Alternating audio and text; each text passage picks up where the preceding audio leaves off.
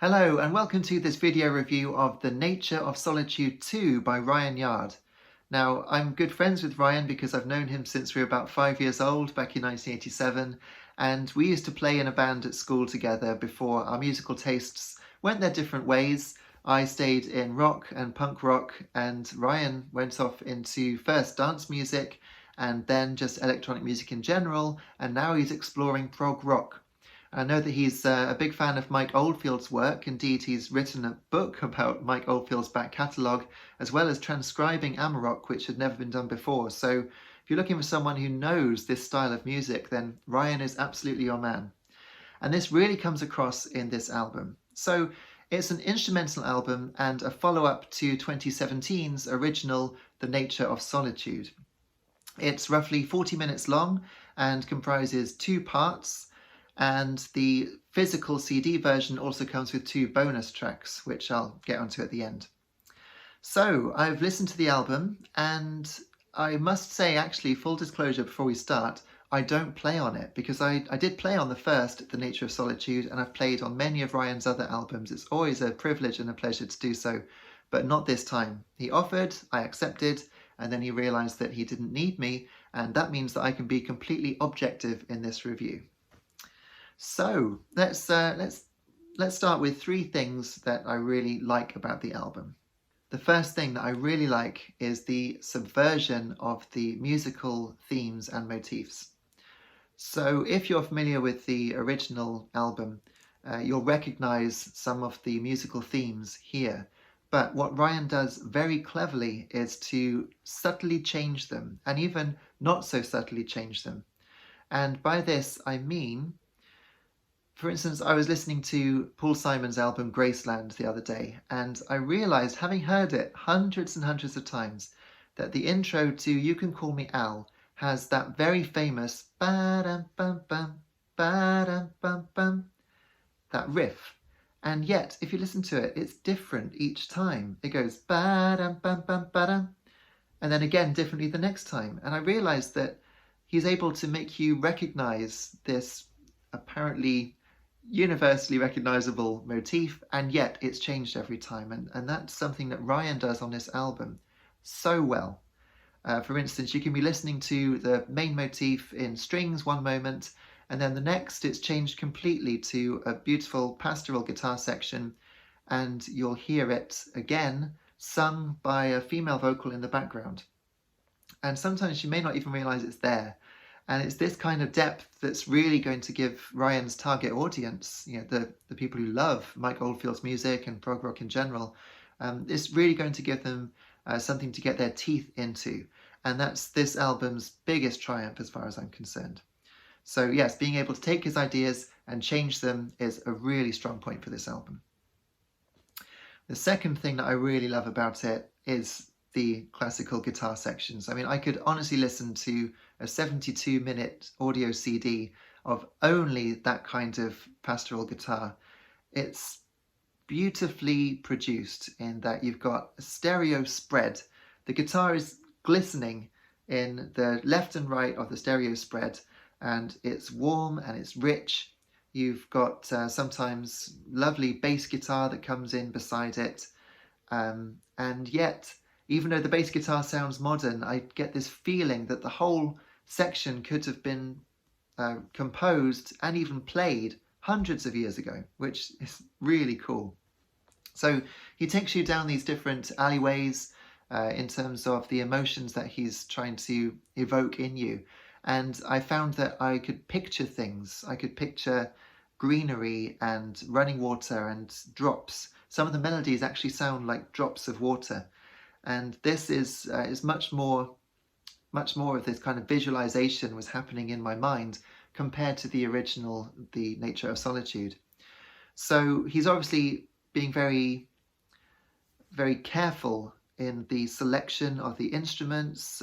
He describes it as symphonic progressive rock, and he's choosing all these different instruments, not necessarily ones you'd normally hear together. I mean, at one point there's an accordion, there are sections of scales that sound Middle Eastern, and then you get a bit that sounds like it was from Dire Straits' Brothers in Arms, the second half of that album.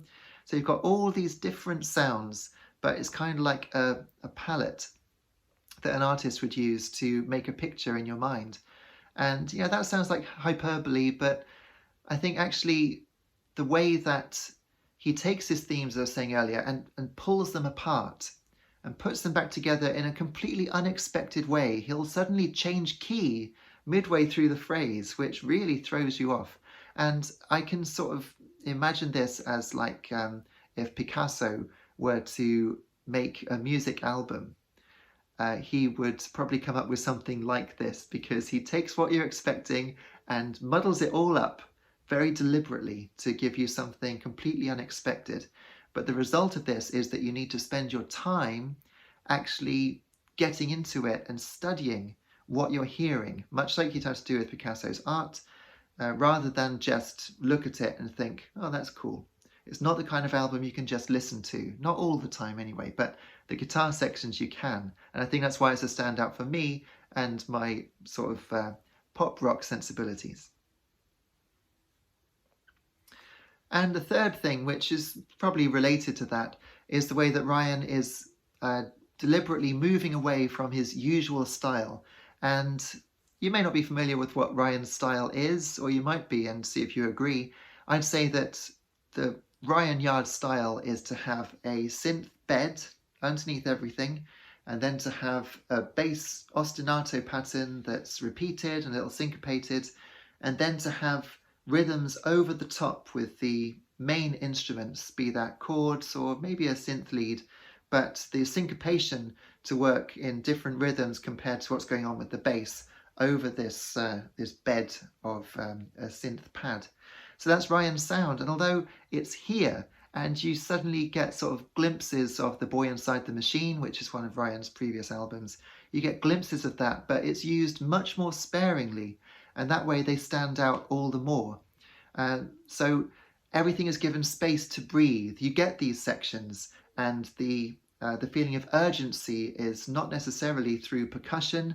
It's actually just in terms with how the instruments are played and the tempo at which they're played and the actual playing of the strings, or because it's virtual instruments, the keys.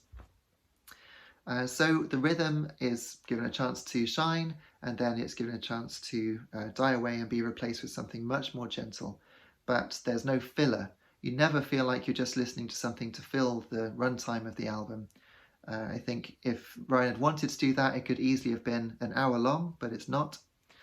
And so instead, you just get time to appreciate each section, let it breathe, and then it moves on and takes you somewhere else.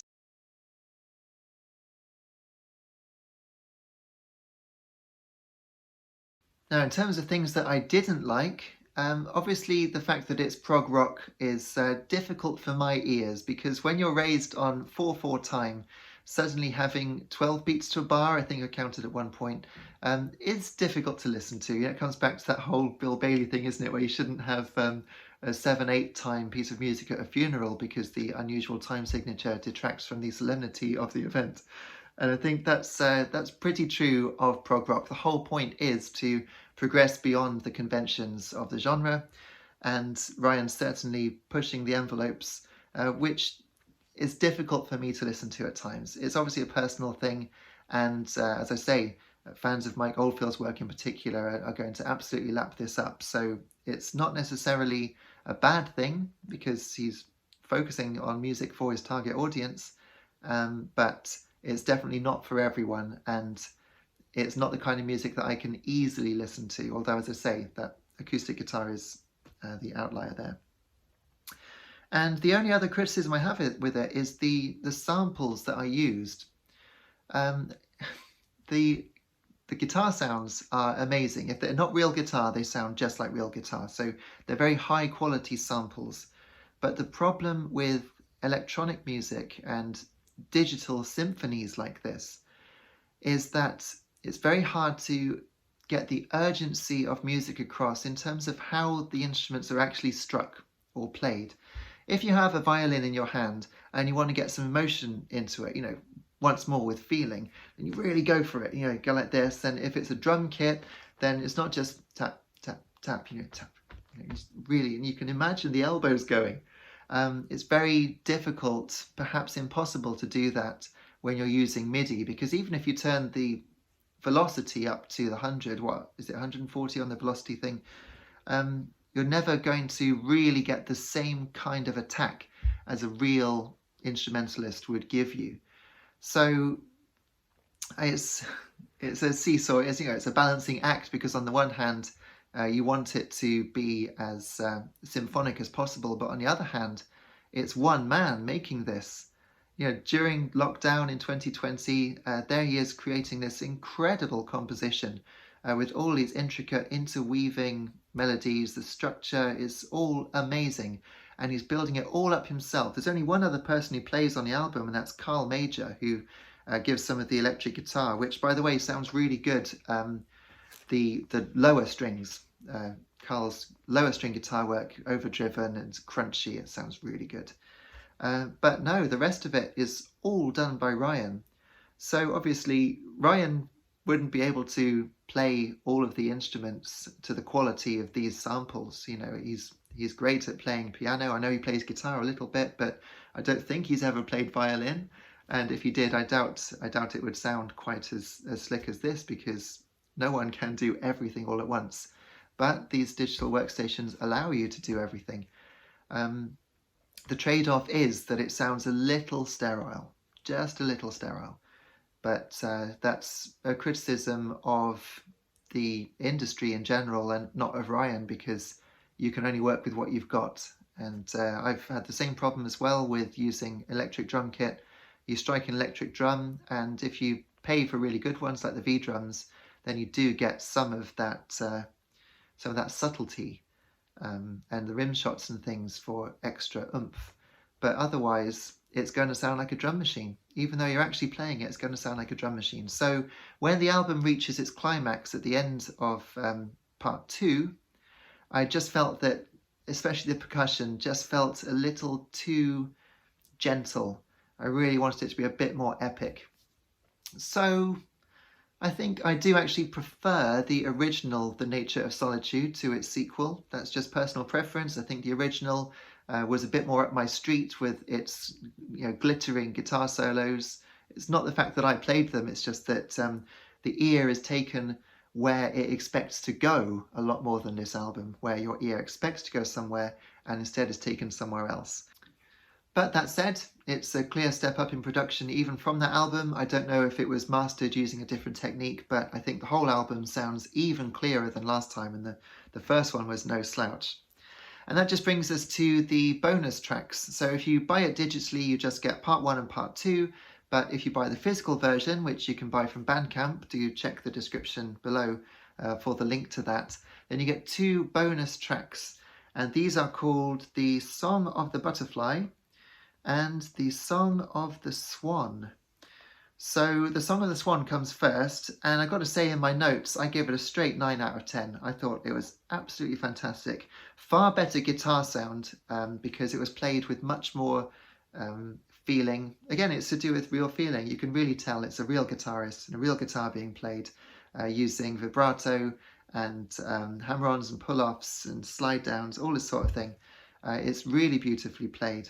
So much more attack in it, and the chords as well, the chord choices were gorgeous. So the whole thing sounded richer somehow than The Nature of Solitude 2's part 1 and part 2.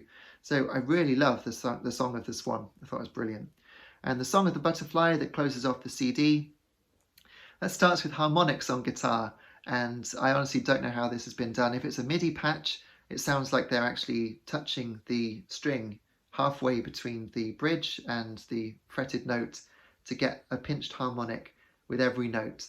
And if that was done for real, then that's amazing. I have no idea how a guitarist could do that so well.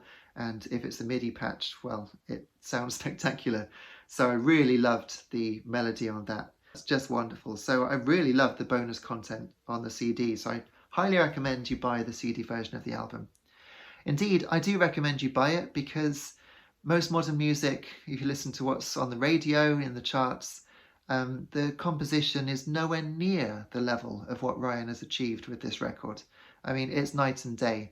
There's genuine musicality, and everything's been chosen with purpose in this album. And It makes such a difference to have a piece of genuine quality to listen to, because our ears, I think, have been starved.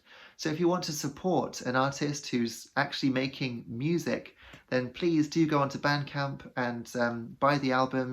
I think it's a minimum of £10, but you can pay more, or you can buy a physical CD. Either way, do support your local artists and your international artists in these really difficult times. It is hard going, but Ryan really deserves to do well and to get this out there. So buy it and tell your friends. As for now, thank you so much for watching this review. I hope you've enjoyed it. On my channel, you can see my video diary as I made my last album, which is called The Ghost Train. And also we've got video game content down here, and you can hit like and subscribe. Thanks so much for watching, and I'll see you again soon. Take care.